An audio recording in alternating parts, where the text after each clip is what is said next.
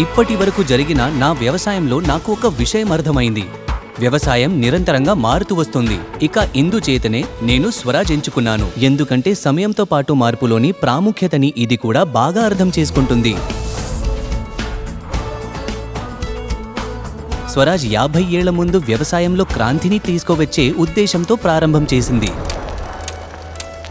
అందువల్ల దేశంలో వ్యవసాయ విధానాలలో మార్పు రావాలని.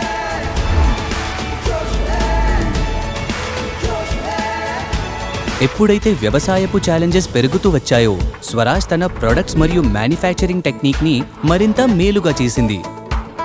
ఇంకొక ఫ్యూచరిస్టిక్ ప్లాన్ చేసింది.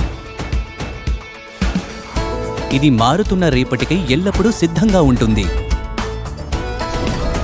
ఈ ఫ్యూచరిస్టిక్ ప్లాంట్లో అసెంబ్లీ లైన్తో కలిసి ప్రతి చిన్న పెద్ద మార్పు ఒక కొత్త ఆకారాన్ని పొందుతుంది. పవర్ఫుల్ ఇంజిన్, ట్రాన్స్మిషన్ మరియు ప్రతి భాగాన్ని పర్ఫెక్షన్తో కలిపే లేటెస్ట్ టెక్నాలజీతో టెస్ట్ చేయబడుతుంది. ఇందువల్ల స్వరాజ్ వారి ప్రతి ట్రాక్టరు దేశపు పొలాలలోకి వెళ్లి మార్పుని తీసుకురాగలవు.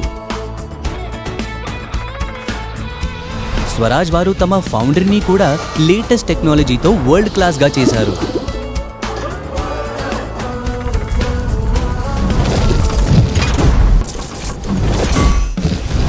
ఇందువల్ల ప్రతి అడుగులోనూ లభిస్తుంది అతి మేలైన క్వాలిటీ.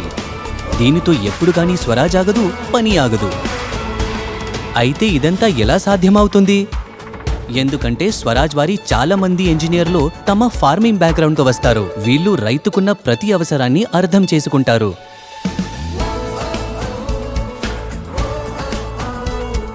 స్వరాజ్ కేవలం ఒక ట్రాక్టర్ కంపెనీ మాత్రమే కాదు, ఇది దేశపు వ్యవసాయపు ఫ్యూచర్. ఇది ఒక ఆశయం, విశ్వాసం, ఉద్వేగం, మార్పుకి ఆలోచన. దీన్ని ప్రతి రైతు తన పొలంలో చూడాలని అనుకుంటాడు. ప్రతి రాబోతున్న రేపటికై సిద్ధంగా ఉంటుంది. ఇవాళే నా కొత్త స్వరాజ్.